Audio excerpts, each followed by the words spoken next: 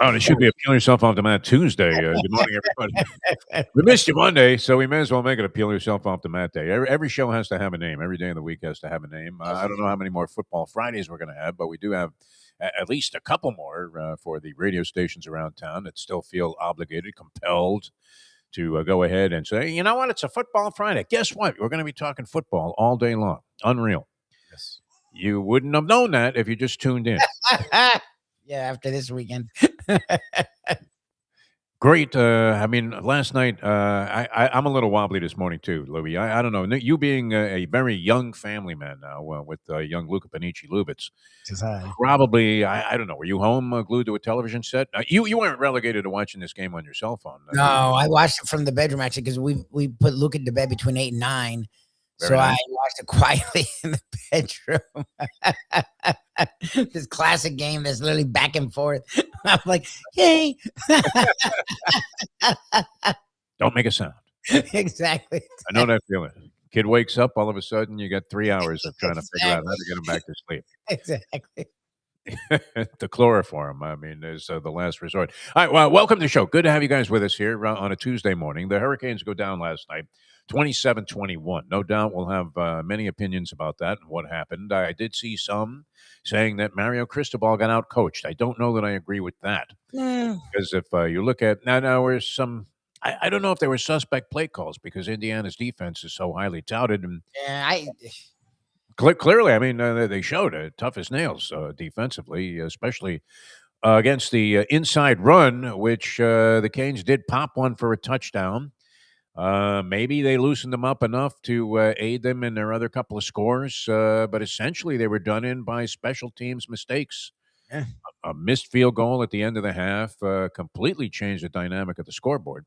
And even if you look at the end game there, where they needed a touchdown, you are in a much different situation if you make that field goal, because at that point you would have only been down 3 instead of 6 had they put those points on the board. Now, once again, we always have to preface this with the Phil Mushnick great observation where people are constantly, well, you know what, if they made that field goal, they would have won the game. We don't know what would have happened if they had made that field goal. Could have changed everything completely. Could have changed Signetti's strategy. Could have influenced play calls that Indiana, who took their share of chances also. Going for that 4th and 5 when they had a chance to go up 6 instead of 3, and they put a 10-point margin on the board. Did that not turn out to be significant? And this Mendoza kid, as you were just talking before the show, before we get started here, Lubie, how tough is this kid? And doesn't say a thing, doesn't complain, not whining, not screaming, actually congratulates the Hurricanes on being physical. Pass interference went out the window as a call. There were no calls for pass interference in this game. So I'm assuming that it was just played completely cleanly by both sets of defensive players. I mean, they were just physical. It was a lot No of physical. holding or anything. I mean, the literally guy's got him by, he's holding him by the shirt like he was shaking him down, saying, "If you don't have my money by Tuesday, you're not going to see Wednesday." And no calls, no flags, no nothing. Which and the commentators are always on this same bandwagon. Although I don't know that I agree with it. I mean, well, even Nick Saban before the game. Well, these officiating people, the officiating crew, was from the Big Ten. And they let them play. They keep using this phrase. They let them play. Let them play is one thing. Letting them play illegally completely throughout the ballgame is something else. Well, you're just playing 1960s. It's just annoying to me because it's like, okay, so it's a championship game. Now we're going to play 1960s football. Because I was saying 1980s, but it actually wasn't even 1980s. Because looked like Lester Hayes was out there. It was like 60s. Yeah, it was like 60s, 70s, where you could do. I mean, Indiana was physical, but what Frederic was doing to the Indiana receivers all night long and they finally threw one in there, and everyone's like, what's different? It's like, nothing's different. He's been doing this all game. Yeah. They finally, when you do it 14 times, they have to call it at least once to pretend like they're there for some reason. Like, I get Indiana's physical. Miami has this aura of being physical, so they had to out-physical them. I still don't understand why that means you have to let them play like it's the 7. I don't get. Like, it's interesting. It shows you holding of a wide receiver at the moment of truth when he's about to catch the ball should be flagged. Yeah, you would like to see that. I'm glad. I mean, you don't want to see the field littered with flags the whole time and that be overly influential. You mentioned this. I think you're right about that. Mendoza was getting creamed after the fact. head helmet to helmet, a lot of different stuff. All went without any kind of intervention there from the officials in terms of penalties. Hard hitting game. Gaines with a miraculous chance to pull this thing out at the end before the interception thrown by Carson Beck, which was one of the things that you were concerned about. Would you say that had he looped the ball just a little bit higher, he had a chance to The guy was open. a winning touchdown pass? Well, that's what everyone says. If he just threw it, I mean, first of all, the receiver ran the wrong route, so Beck was never going to throw it there. But that was the idea. First of all, he was facing pressure, and that's what he should have faced a lot more. But these teams do this thing where they sit back and watch him, and the only thing he's good at doing is sitting there and getting all day, which I don't understand. But they actually brought pressure. So this idea, well, if he just threw it deep, that wasn't the route. The route was actually where the ball went. He was facing pressure, so he threw it up, which is what he does. He did it all year until the last month and until the playoffs, where if you hit Beck, he was going to throw it away. And these teams went into this weird shell of being very passive. And you look, that's how the Kings got back in the game was they're rushing 3, they're rushing 4. It's like, okay, you're just going to let Tony didn't do anything for 2.5 quarters. And then the last quarter and a half, like they got him whenever they wanted him. It was like, guys, that's other than, and I'm sure Miami did some different things, but Indiana definitely didn't do any of the things that they could have done to make it a little bit more interesting. But it was a great game. It went down to the end, and yes, UM had a chance to win at the end, which is again, it's rare you can remember a false start ever in a game, but that false start by Indiana literally, like they were showing Carson Beck, he was doing the thing where it's like, okay, just kick the field goal, please. Can we end this game? And then they do the false start, and it's like they haven't had a false start the entire game. These refs have called nothing the entire game. Miami held on every play. They were showing replays where you would see the offensive lineman grab the defender. You know, the one that they always call because the defender's about to sack Beck, so the offensive grabs him by the throat and throws him down, him and fling him, which is a blatant hold, and it's the only reason Beck didn't get sacked in front of the ref, in front of the whole field, and they didn't call it. It was like. But the false start right before, that's the one it's like, okay, guys. Like it was so weird how they called that game last night. And I didn't bitch about the refs because at least it was physical on both sides. It was just like looking after the game at fans that weren't me going refs. I was like, okay, at least I wasn't the only one. It was a weirdly officiated game in the sense that it was barely officiated. Yeah. And all of a sudden, they got a couple of flags. I mean, when you're thinking that with all of this physicality that's going on, you're going to call like a questionable false start. Pretty bizarre. But nonetheless, I mean, the Canes are right in there. And a lot of people, I mean, there was money on the line. Our friend and professor was going to profit by 10 dimes if the Hurricanes ended up winning that game outright. We had mentioned there were references to a former radio contemporary of ours in terms of worked at the same station there. He was there for a little while, Andy Slater. Now on 640, I believe. And supposedly, I mean, he was in a position to collect 50 grand. Now, even at minus 320 on the money line, if I was in a spot to collect 50 grand, I think I'm hedging off maybe 10 to win 3. He wanted to hedge. It was just the money line was so you're trying to professor. Yeah, no, it was minus 320. Yeah. But he had 500 up at 20 to 1 to win 10,000. I know. So he was like, the chase. He could have put up 3,200 to win 1,000. You end up winning 500. Is that right? Is that the correct math?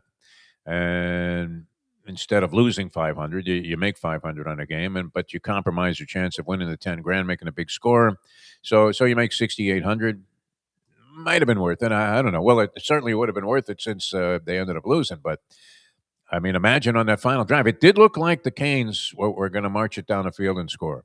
Yeah, that was the Indian defense had done whatever it wanted all game until the last fourth quarter. And, like, the Canes literally were scoring every time. The Canes have scored 2 drives in a row. That's why it's funny. They kept going for 4th and 5s. I was like, I assumed they'd go for that last one. And, like, it was like, it's 4th and 5. You're up a field goal. Your defense has done nothing in this quarter. The one thing that Indiana had done, which is what Miami had banked on, was missed tackles. Indiana wasn't missing any tackles, and that's why Miami's offense did nothing through 3 quarters. But the fourth quarter, I guess tired, whatever, they were starting to miss tackles. And to me, it was like, if you're Cignetti, it's like, are you sure you're going to stop them? like they scored back to back and with back to back touchdowns, back to back where they marched down the field and got touchdowns. Like, it's funny, he had been gunslinger dude going for it all the time. I'm like, well, I guess it's championship game, so now he's getting conservative. I mean, they got the 6-point lead, and I guess that in the end worked, but I was like, oof. I was like, you've been going for it. Well, And it forced him to have to get a touchdown. Okay, so there's something to be said for that strategically. But they beat you if they get the touchdown at that point. If you go for that 4th and 5 late in the ball game instead of opting for the field goal, the under players are depressed. They're face down in the gutter because the game would have gone under.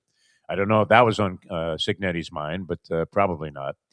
And if you go for the 4th and 5, okay, if you miss it, you leave them in a position where they only need a field goal yes, to tie the game and send it to overtime. Now you've put yourself in a precarious spot because anything can happen, and we know that once you get to OT. If you make it, the ball game's over. Clearly, you didn't even need the touchdown. You could have gone ahead and just sat on the ball. yes, got you into needed a victory first play. down. You needed the first down. You could have ran the clock out. That was that, and it looked like they were about to do it until the false start, and then it was like, Good ball game, no entertaining. I ended up at Bo Campers, our good friend Kim Okay. Bo Camper. He wasn't on the scene there, but man, I couldn't believe it. This was nice. It was reminiscent of 1997 when we had the World Series run and also the Stanley Cup run by the Florida Panthers. They used to put big movie screens up all of a sudden. Team had only been in town 5 years, the Florida Panthers, and you could go to just about any bar in town. It was packed. You couldn't find a parking space, even if they had a massive parking lot. And we got a little bit of that yesterday. At least I did. Going to Bo Campers, couldn't even find a parking space anywhere near the place. Had to park a block and a half away. This is just off 33rd Street, a little north of Oakland Park Boulevard. But you got to loop around to get there. If you're going on Oakland Park Boulevard, so you kind of have to loop your way in. I don't know. Have you been to the Bo Campers, Lubie? Have you been to the Bo Campers on the Intercoastal? In Fort Lauderdale? oh, I heard about it. I heard you guys talked about it and how amazing it was. I never actually got to see it. I couldn't believe it. It was jammed, Lubie. There wasn't a single space available, wall-to-wall people. The surprising thing to me, did people from Indiana come to town and not go to the game? That's what I don't get is there were so many people around town. There's no way they all were at the game. So it's like people came down to just be in the city where it was happening, but not be at like I don't. Again, I'm not that fan. I don't know. Seems a little weird, doesn't it? I don't understand that.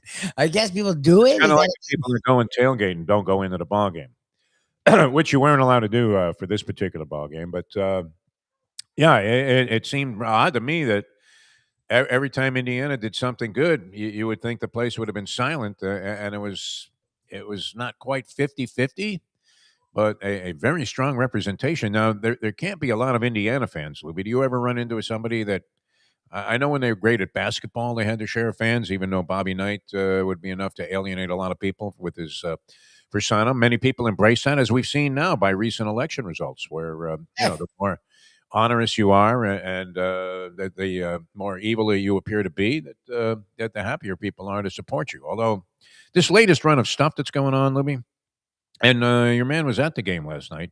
Did he get food? I didn't catch that. No, I didn't. Very favorable. The Hurricanes. Like wherever he goes, it's literally millions of dollars, and it's a pain in the ass for anyone involved. Like it's so annoying that he You doesn't. think he's wasting taxpayer money by going? Yeah, if you notice, presidents don't go to these things because you have to bring cavalcated people, and it makes parking, which is already insane, and driving, which is already insane, and it costs a ton of money to the taxpayer. It's just annoying. He doesn't care about anything but himself. It's like, dude, with any all photo this, opportunity, yes. all the crap going on in the world, you're at this game. Like, what are you doing? Did you see where Tiger Woods actually gave him a green jacket? That's not how things. And he's now officially having. They have him officially as having won one of the Masters. He's in the record books now in Augusta National as having won the tournament.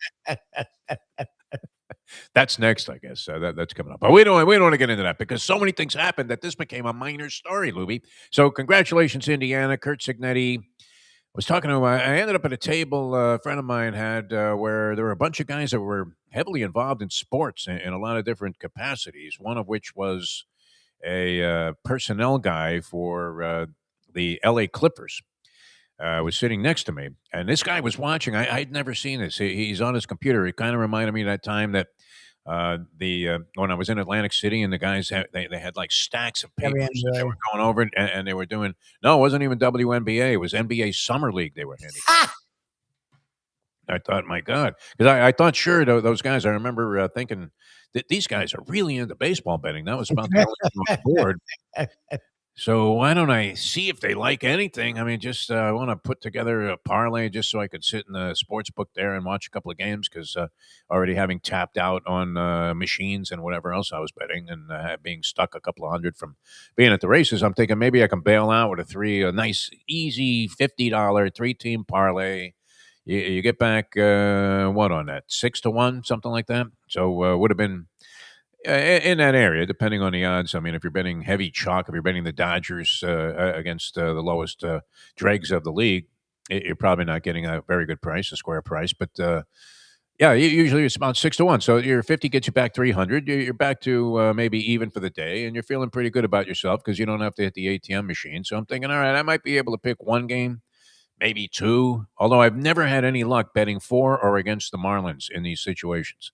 And I don't bet a ton of sports, even though it seems like we present ourselves as if we're degenerates all the way through and through. But when I am in these circumstances, I like to have a little wager, and it's kind of nice to see it transpire over time. My friend last night, who never bets, took Indiana laying 7.5, which he lost that, but he took the over, which I think was it 47? Something like that. It might have been 45. It might have been a little bit lower. But he ended up splitting, so he was happy just to lose the juice on the one part of the bet. But when I'm sitting there, and it would have been made the game entertaining in from a vicarious standpoint. I did end up with the points and the University of Miami in that game in a small bookmaking venture that I'm involved in. Not that I'm making book, but if you're just personally wagering one-on-one with a guy, are you? Does that constitute being an illegal bookmaker? I'm worried now that I said that the ICE people will show up at my door. I don't think that's Capture this heinous criminal, DeForest, I think who had a small taste on the Hurricanes with 8.5. 8.5, a very generous allotment, I thought, for the Hurricanes. Yeah, that was the one thing. Look, I thought Indiana should win. I thought Indiana would win. It's pretty much what happened. Yeah, see them. Yeah, I could see them winning by double digits, but the spread was a lot for being at home. And yes, it was very much an Indiana crowd, which is crazy to think, but it still was home. You were going to get a decent crowd, and UM play very physical. They're the kind of team that does what they did last night, where they hang around, like whether penalties, whatever it is, they do enough to hang around. And so to think they lose by what about those 3 runs up the middle, though, when the pump out got blocked, that series of downs? If I was going to question, was he just being conservative? Because it backfired. It blew up in his face like an exploding cigar. But that series of plays by the Hurricanes, I don't know if you remember it specifically because a lot of it tends to blend together by the next day, especially after many cocktails. But he runs the ball up the middle twice. They were stuffing that run up the middle in Indiana all night long. I mean, just stuffing it. So I thought, wow, I mean, do you go conservative there, Mario? Well, what are you doing? Because that simple dive up the middle just wasn't working all night long. No. So he runs 2 of those and then throws a pass incomplete, and then has this guy who that's a trend we've seen with some punters where they move off to the right like they're in Australian rules football. Yep. Did Cignetti not have that sniffed out? I mean, the guy moves off to the right and runs right into the guy that's defending. They had after that 8 block punts the last 2 years. Like before the game, they talked about them having 7 block punts going into that game. So that's the ball sitting there like I mean, just like a ticking time bomb for the Hurricanes' chances of winning the national championship. And there's one Hurricane player that's in the vicinity, but 2 guys, and you're thinking, unless you get a Rick Weaver where that ball slips out of there like a wet watermelon seed, that's a touchdown, and that's probably going to be the backbreaker that decides the ball game, which I thought essentially that it was. Although you still had plenty of more activity going on, but the Hurricanes being in that 10-point hole at that point, they were going to be in some jeopardy anyway, because even if the guy gets the kickoff, where's it going to be? It's going to go out at best to Indiana's 40. Maybe they pick up the ball there. That happened previously, I think, to that possession also, where they had to kick the ball from deep in their own end zone. But very entertaining. But and think about this, Lubie. This became a minor story. There was a lot of activity. I was doing the Barry the Bookie show yesterday. I know we were off, and I got together with my buddy Mike. We did the Barry the Bookie show on nofilter.net. It's carried on a bunch of other things. And right at the end of the show, it strikes me, hey, should I throw out the idea that there's a possibility, and it seemed like a very remote one, that Sean McDermott would get fired by the Bills for losing a chance to go to the AFC title game on a call that I would say, more than half the people found to be Oh, the a flat out robbery. interception, Yeah, incompletion, catch, with Cooks. unbelievable. Yeah. Yeah. So this guy, look, I understand that if you're thinking he will never win us a championship, would you think that of Sean McDermott? I haven't been overwhelmed by McDermott, and there have been many times I'm looking at some of his strategic moves and thinking, and I suppose you could say this about any coach, because let's face it, when are you most critical about a move? When it doesn't work. If it works, everybody's, oh yeah, you see that? What balls this guy goes for a 4th and 9 from his own 12-yard line in the first quarter of a game. That'll work sometimes, but when it doesn't, you really look like a bozo. Not that you should do everything by the book. This isn't Dragnet. You should definitely mix it up a little bit, and the element of surprise is always great. Jimmy Johnson was good at that. He was a little bit of that. It was alluded to the riverboat gambler aspect of what he did. He would fake a punt early in a ball game when you weren't expecting it. Element of surprise. Sean Payton, when he had that famous onside kick to start the second half, when he got his Super Bowl title there with the Saints. That was a classic move where you thought to yourself, my God, I mean, talk about taking advantage of a team that's just not anticipating this. They just came out of the locker room. They probably had a couple of hot dogs. Maybe they're stiffening up a little bit. Hard to get loose again.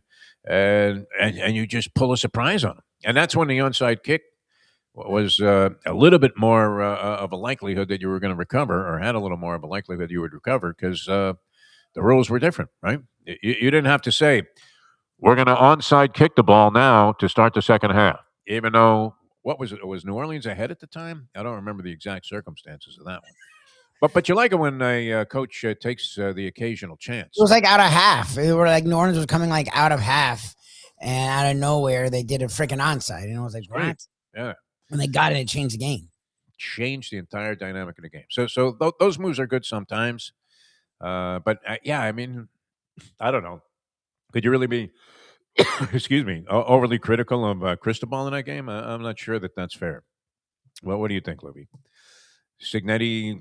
No, I don't. I mean, outcoached the guy. I mean, the theory was, and all of a sudden, the Hurricanes, who came in as the 10th seed, and it was questionable whether they'd even be involved in this thing.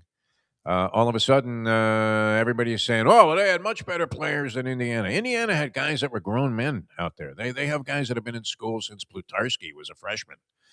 Unbelievable. And would that not make a difference if you had, when you were 18, Lubie, and you went out to the park to play ball, and there were a bunch of guys that were college kids.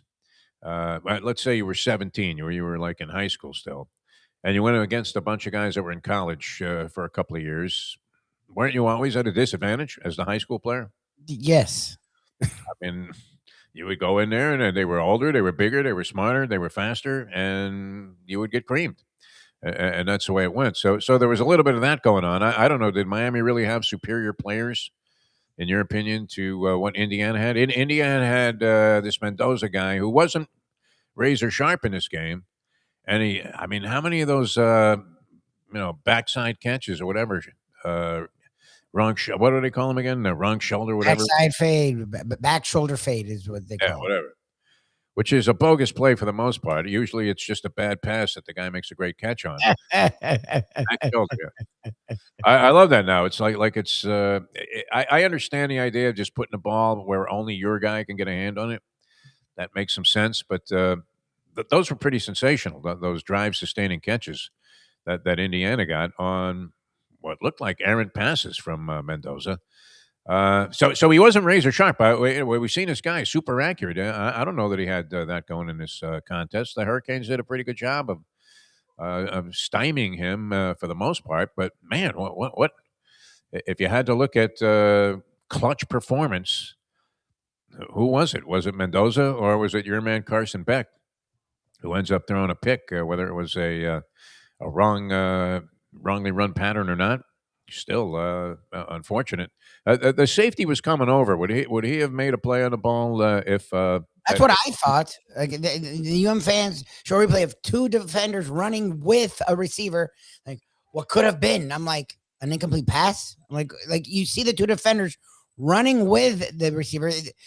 Indiana's secondary was fantastic all night long. Like literally, it's the only reason why they weren't pass rushing and sending blitzes was because their secondary was so good. But eventually, there's only so much you can do as a secondary if you're not getting pressure on the quarterback. But they were running with him, so I don't understand what Canes fans saw because I did not see that. I thought it was going to get stopped regardless. They didn't have a shot all night going downfield. Like the only stuff they did was what we saw playoffs. Was missed tackles, was like a simple play that should have gone for 5-8 yards, and Indiana guys just blow the tackle. Like, look, I don't know what to do with Malachi Tony because he's a little dude and he's really fun. But to me, like, he goes entire halves without doing anything. So I'm like, okay, I don't know what he is, but he's hard to tackle for a little guy. He breaks a lot of goddamn tackles because I said it all playoffs. I'm like, yeah, but they won't do it versus Indiana because that's the one thing is Indiana doesn't miss tackles. And they didn't for a half. Indiana had him down every time he touched the ball. And then I guess magically he becomes 6'3", 230 because that's part of the game though too. I mean, could not tackle him in the second half. Like they couldn't put him down on the ground. And look, that's been a lot of UM's game, and it worked, and it worked even against Indiana. So I mean, talent was, I don't know. I think Indiana had the better team overall, talent or not, but they do have a lot of older guys, and I thought Miami has older guys too. So, but that's supposedly the narrative is that Indiana had all the old people, and Miami was playing a bunch of freshmen, even though their quarterback's 32 and hasn't been in college for 3 years. But yeah, I don't know. I thought it was a lot closer talent-wise than what the recruiting rankings would give you, and I think Indiana won as they should have. I was impressed that Miami could hang around. Every time it felt like, okay, Indiana's going to put them away. Miami hung around. And I was like, okay, look, they've done this all year, done it all playoffs. Good for them. Does Mendoza have a little Tim Tebow in him? In terms of, he's more likable than Tebow was for me. Although a lot of people, they just love Tim Tebow because he was the essence of purity and goodness. Although, for goodness sakes, I could not. I don't know how to delicately put this for kids that are listening. I could not have gone through 4 years at the University of Florida, just seeing the talent that's on that campus as the quarterback and Heisman Trophy winning quarterback. I mean, imagine by the time you got to your senior year and not have engaged in some form of sexual activity, Lubie. What do you think? Oh, the Tebow thing's weird. How is that possible? I mean, that is stranger to me than the Monte Te'o phony girlfriend.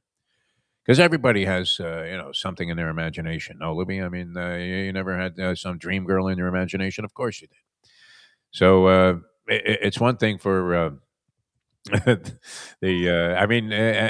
on earth that could possibly happen, where you could go 4. Was he there 4 years, Tim Tebow, and never engaged in any kind of sexual? Never did the deed, so to speak. He didn't get laid. Is that what I'm trying to say? That's what I'm struggling for.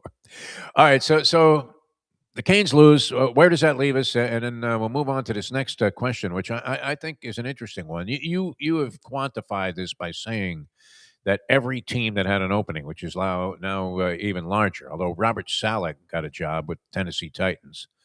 So he leaves the Jets organization. There's the ex-Jet factor, which could mean that he ends up turning the Titans around. I don't know.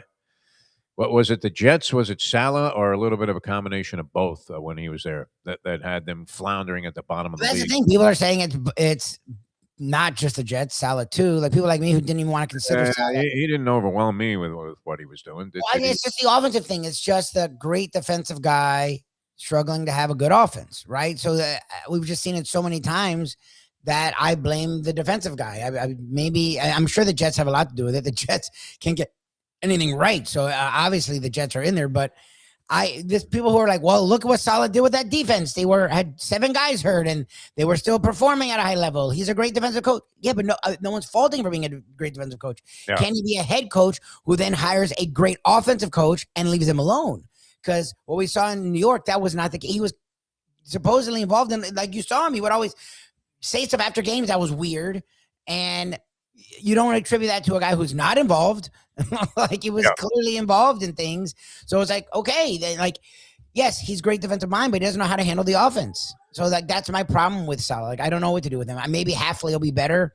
Like maybe we haven't seen him in the pros as a head coach, so maybe he'll know to get a great offensive mind and get out of the way. I don't know. That's the problem with these defensive guys. It tends to happen a lot where they have a strong defense and the offense just suffers and they never figure it out. Why do we feel like the Dolphins have done it again? Where, I mean, of all the opportunities that were out there, I mean, there are a zillion coaches floating around. They did make this decision, I guess, that they had made up their minds before McDermott got fired. I don't know that Sean McDermott would have been a turnaround type of coach here in South Florida, because he would have had less talent with the Dolphins and a team that's been sort of shattered versus a team that decided to get rid of him because he couldn't get him to the promised land, couldn't get him to Lombardi. After 9 years of going 98-50, Lubie, 98-50. If you took all of the Jet coaches combined since like 2007, I think you have to go back that far for them to have won 98 games. I believe I read that this morning in my New York Post analysis of McDermott's dismissal. And even with the Giants, you have to go back like an enormous number of years to have accumulated 98 victories. Now we did this with supposedly a guy that everybody calls the best quarterback or among them in the NFL. I love Josh Allen and his attitude. Yet if you looked at this last ball game against the Denver Broncos, who lost the game for the Buffalo Bills? People look at the officials. Josh Allen had a horrible game at the moment of truth once again, where, I mean, how many times has this act been played out where the Buffalo Bills favored go into a playoff game of significance, chance to maybe get back into a Super Bowl after the 4 straight losses of centuries ago, and Josh Allen implodes. What did he have? He had like 4 or 5 fumbles, a couple of turnovers. He had 2 fumbles and 2 interceptions. Okay, and they were sloppy too. I mean, they were him running and paying no attention to any kind of. Can I use one of these phrases here that you will hear some color analysts use? Ball protection.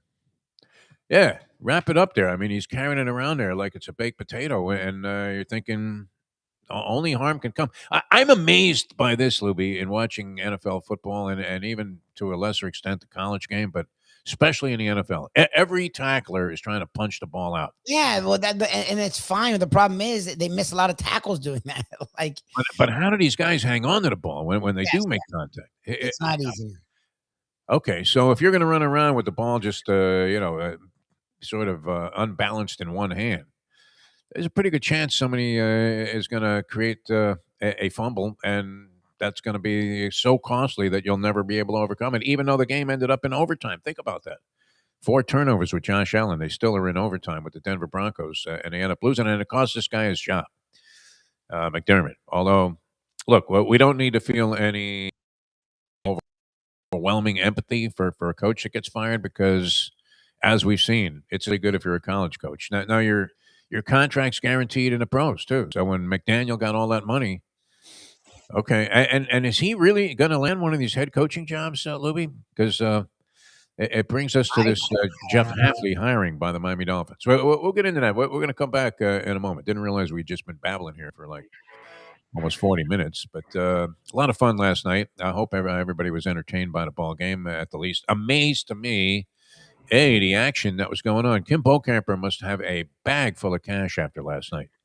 If he's getting the proceeds from this, Lubie, you could not have been busier. What was it like that everywhere across town? I'm thinking yes, that the places were packed, and so that was a nice thing to see. A little community spirit going on, but amazed the percentage of Indiana fans that were located in a Fort Lauderdale sports bar Really, really was surprising to me, the people that were rooting for Indiana. Where did they come from, Booby?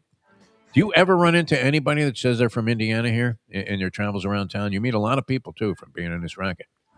You ever meet anybody from Indiana? I can't remember the last time I came across somebody who said, "You know where I'm from? Indiana." So what the hell was going on last night? Never met someone from Indiana. Was it all fueled by gambling, this interest in Indiana, that the people said, "You know what, I'll go ahead and lay the 7.5, 8.5 points." Incredible. All right, we're coming back with more. We'll talk about this whole Jeff Hafley thing. I have to admit, my first reaction was, what? Who? I wasn't familiar with him. Defensive coordinator, Green Bay Packers. What did we last see from the Green Bay Packers defense? So we'll come back and talk about that in a moment. How about a little tease there, Lubie? There you go. What did we last see from the Green Bay Packers defense? It's 8:39. Yeah, I'm in the factory. Okay. Hey, folks, Tony Segreto here. Let me ask you a question. What do you look for when you go out to eat? Good food, obviously, friendly atmosphere, not too loud, but good energy, reasonable prices, and a place where you feel comfortable. All those ingredients, no pun meant there, are hard to find unless you're talking about the Texas Roadhouse. You see, they encompass all of those attributes. Really, really good food, amazing atmosphere, good for a family, good for a date, or just a night out for yourself, and prices that will make you extremely happy. Their ribs, unmatched. Steaks, hand-cut every day. Everything, and I mean everything, is made on site, including their incredible bread. It's the one day, folks, that you can forget about low-carb diets. Trust me when I tell you, Texas Roadhouse, your restaurant, your destination when you say, where should we go and eat tonight? From the newly renovated sports bar to the beautiful bayside views captured at the Tiki Bar, Jimmy Johnson's Big Chill has it all. Located at mile marker 104, the Big Chill also offers waterfront dining while experiencing breathtaking sunset views of the Florida Keys. It's simply the hottest spot in the Keys to cool off. That's Jimmy Johnson's Big Chill at mile marker 104 in Key Largo. For more information, call today at 305-453-9066. Joe Bees. The bees collect the pollen, bring it to Joe, he packages it, and he gets it to you. It's simple, 100% natural, and it's good for you. There's only one place to get Joe Bees, and that's from me. Joe B. If you want to look and feel good, call 877-300-5632. You can't fake caring. Women can sense this immediately. You don't really care. You didn't really want to do any of this. We now return to the Defo Show. All right, welcome back to the show. We know this so far, and this is usually interesting to follow. It's even more massive this year than in most years, where sometimes you have 4 or 5 coaching changes. Guys get dumped on Black Monday. We were saying that Black Monday wasn't black enough. It certainly got darker, if you will, since that Monday transpired in the ensuing weeks. Now you have John Harbaugh goes to the New York Giants. Everybody's all excited about that. They figure that's it. The Giants are going to be great from this point on. Foregone conclusion, Lubie. He's going to be there 5 years. He's going to make $100 million, and the Giants will win the Super Bowl, and people will forget about that performance by Phil Simms. You have McDermott fired by the Buffalo Bills, so you would think a very attractive job. Stefanski got a job with the Falcons. So he's gone. He was fired by Cleveland, and he's off the market. The Titans hire Robert Saleh, who was highly coveted all of a sudden, even though we just watched his defense get decimated by the Seattle Seahawks, who didn't even have to throw the ball. I suppose, too, some of that was part of the Seattle defense, which has been outstanding, but 41-6 is not a pretty when you look at your last film, if that's going to be what you're judged by, that wasn't all that impressive. And that leads us to the Dolphins hiring of Jeff Hafley. We know that he coached, he's been around a long time in terms of coaching ranks. He started out as an assistant coach at Albany, which do they even field the football team anymore? That was in the 2000s.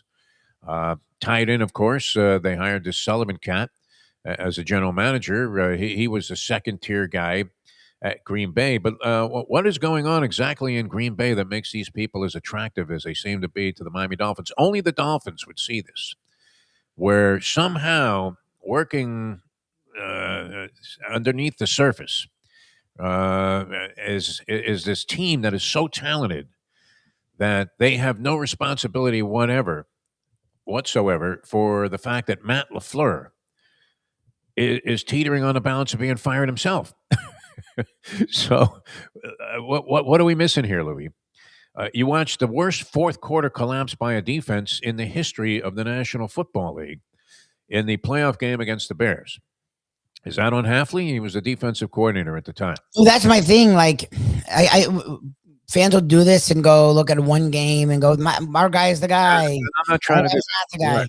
No, look, it's what fans are doing with this, and I did the same thing. I'm like, you see, look what the Rams did. They held them to 17, and look what they did. They let them score 20-something in the fourth. So I agree, and that's why I just like Shula more.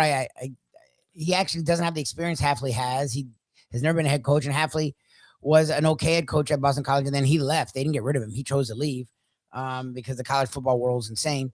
So I think he's legit, but yeah, their defense was top 12. It wasn't top 5. Like, okay, so you're running after a defense coordinator. It's not like he had one of the best. He had a good defense, not a great defense. Okay, like that's weird. 2 games against the Bears, they had abysmal failures in the fourth quarter. They gave up 25 points in this fourth quarter in the playoff game.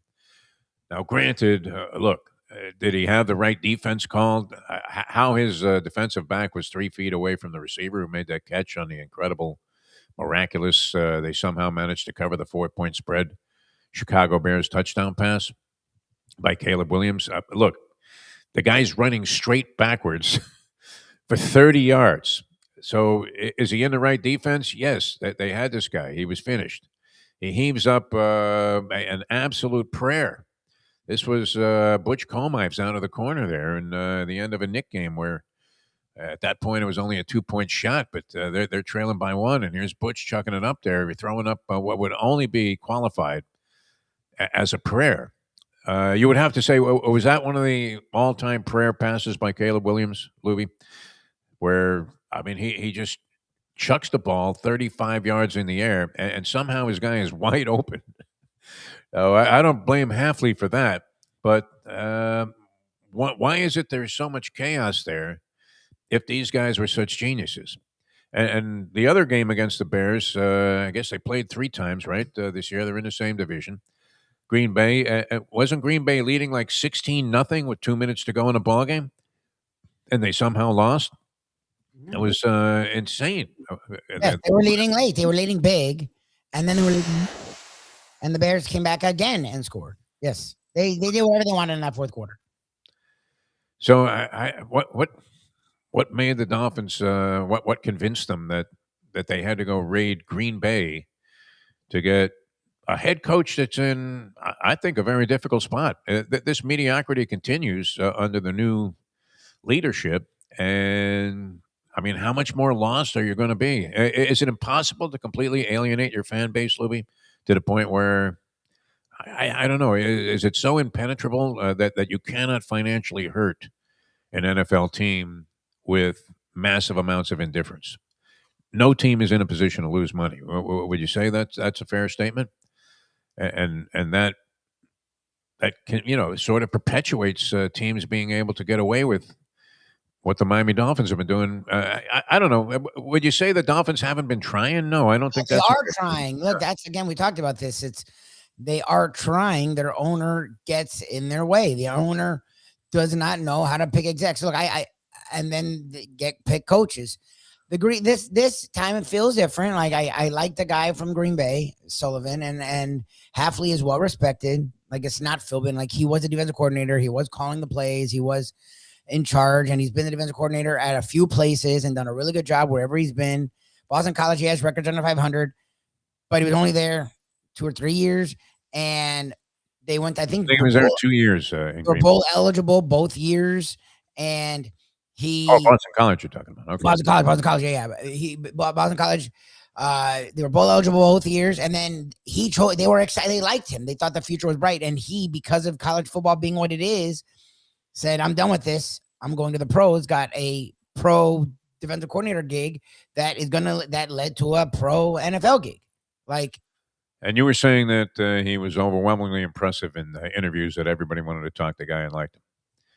And the Dolphins, I mean, it could work a lot of different ways. I'm not going to pretend that I have any answer for this. I mean, it's impossible to totally rail against it. Was it a name that you had in mind? I didn't. I don't know about you, Louie. I don't follow this kind of circumstance deeply enough to know every coordinator. I mean, you see certain guys, and you'll see them written about as, oh, well, every team's going to covet this guy as a head coach. Look, it worked out well with Ben Johnson. Didn't work out so well with Aaron Glenn. So you're asking yourself, maybe there are organizations that are just so impossible and so far away from actually figuring out what it takes to make things work. And I hate to say it, I don't know. Are the Dolphins one of those organizations? Look at some of the lame stuff they've done over the years. Joe Philbin, all of this. Adam Gase. Now, Adam Gase, what was a red-hot coordinator, Lubie? Everybody thought this guy was going to be a genius head coach.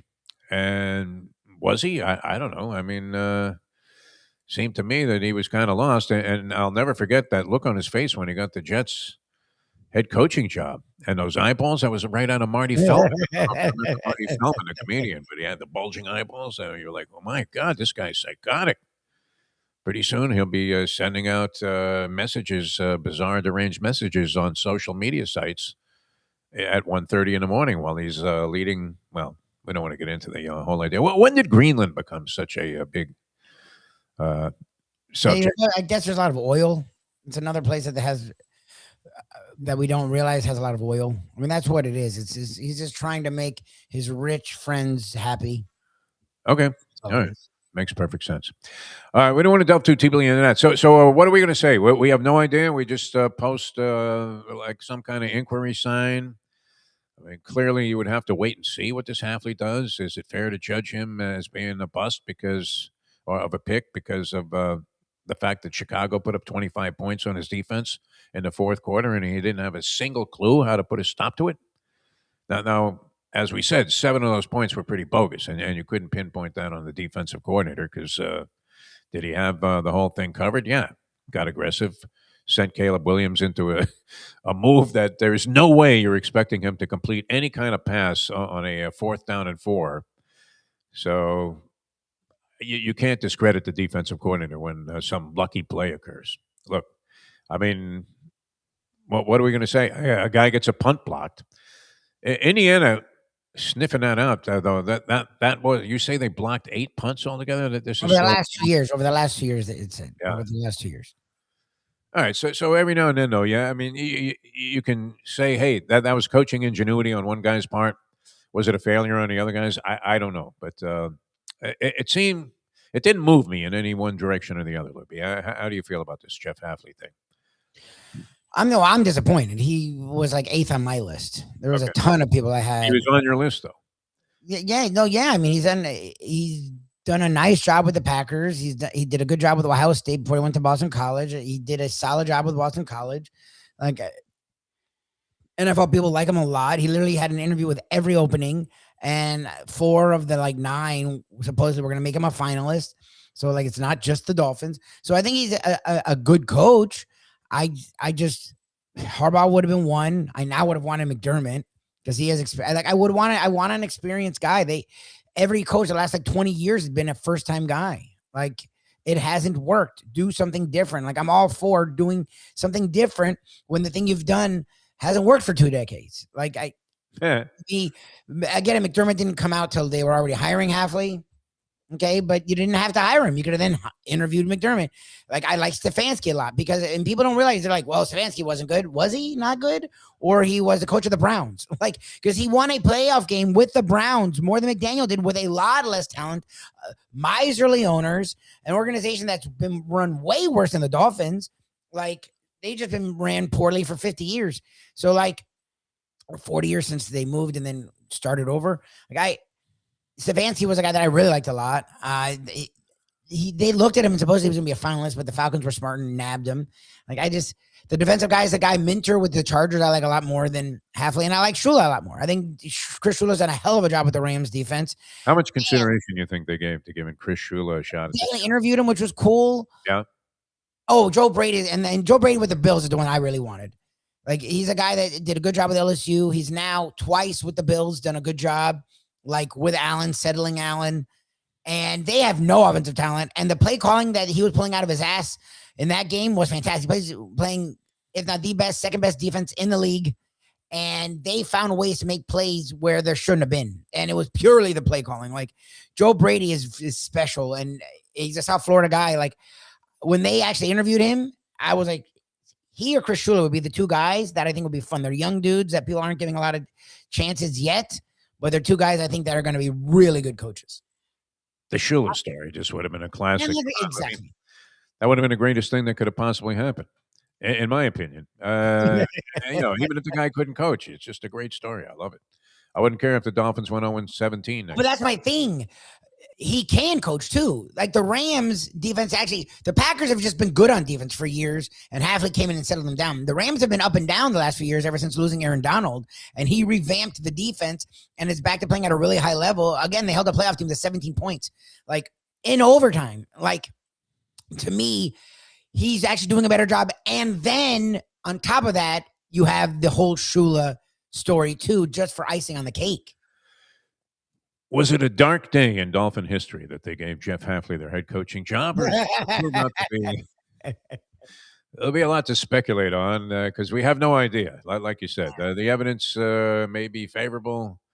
Was a head coach at Boston. Hey, look, it's not the Philbin hire. People are like, well, it's like Philbin. No, he was the DC. He did call plays, and they were like borderline top 10 defense. Like, it's not a horrendous hire. Believe me, they've made horrendous hires.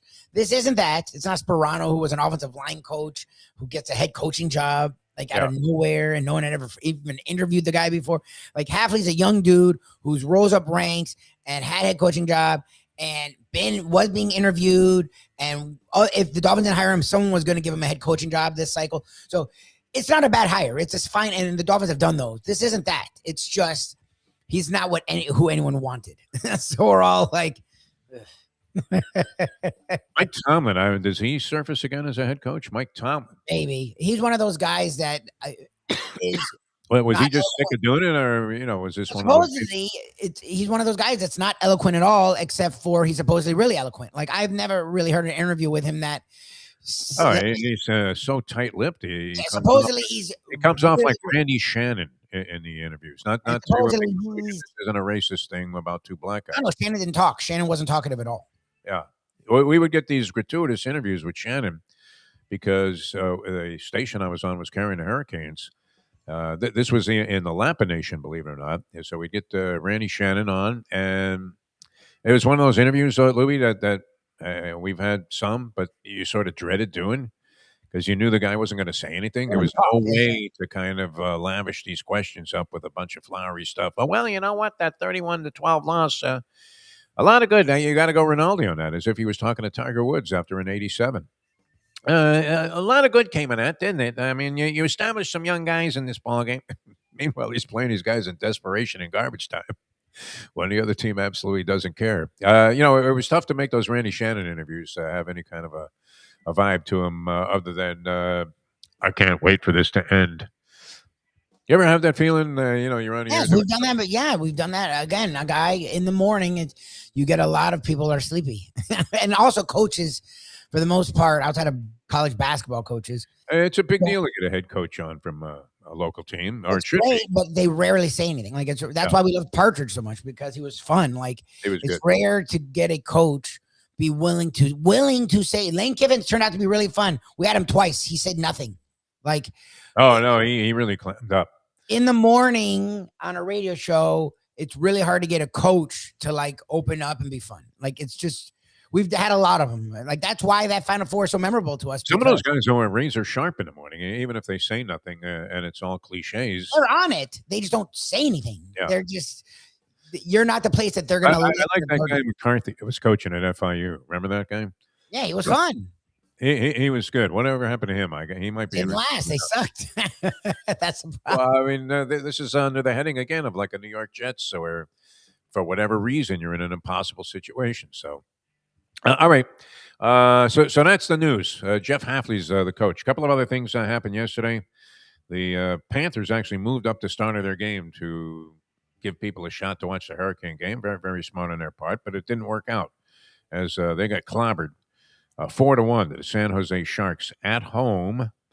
And currently with Matt Tkachuk coming back, possibly to play in the Olympics first, Lubie? Would that be kind of weird? I know you were talking about that. He played yesterday. He played yesterday. And he did? Okay. He had 3 passes. Yeah, no, he's back. He's playing. Okay. So if he goes to the Olympics now, like, I won't say anything.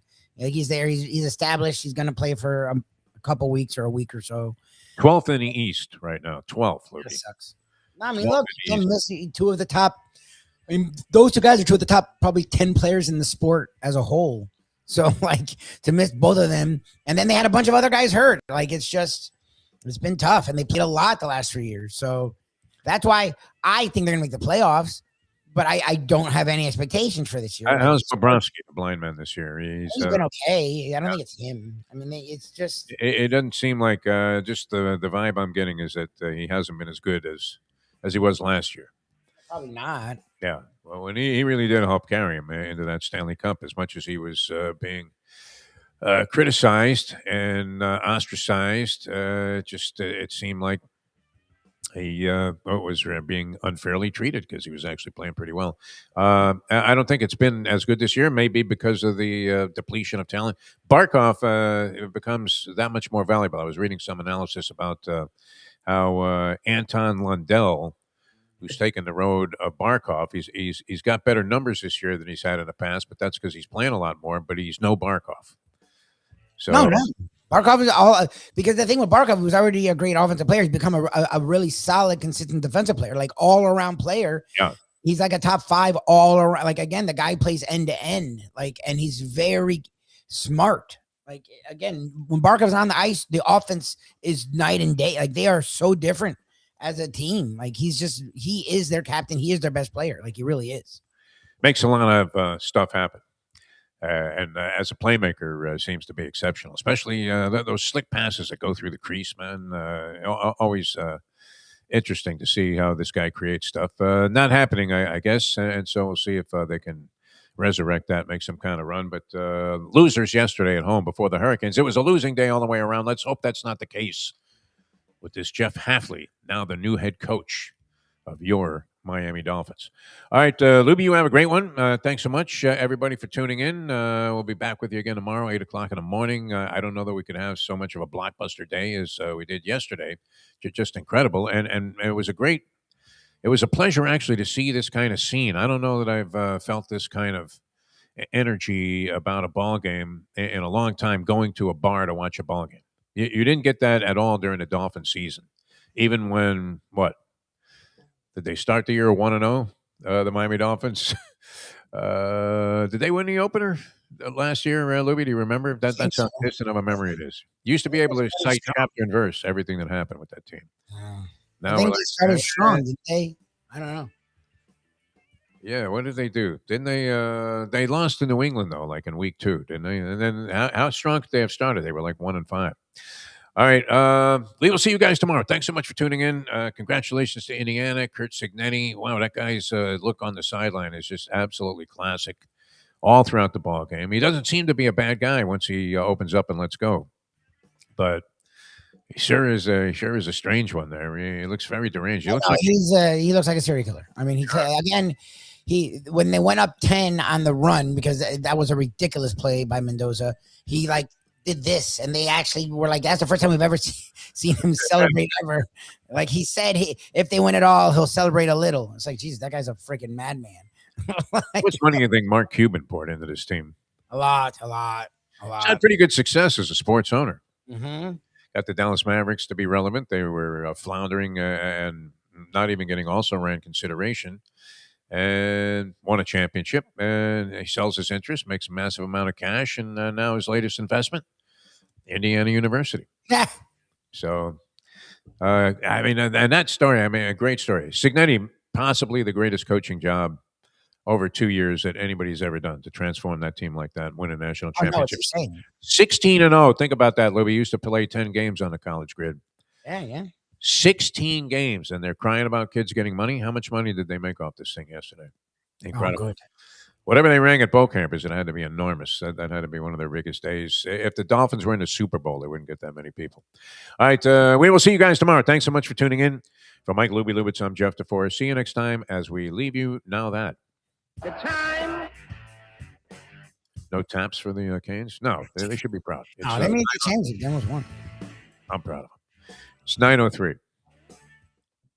Let's go to eat a damn snack. Look what they done to my soul.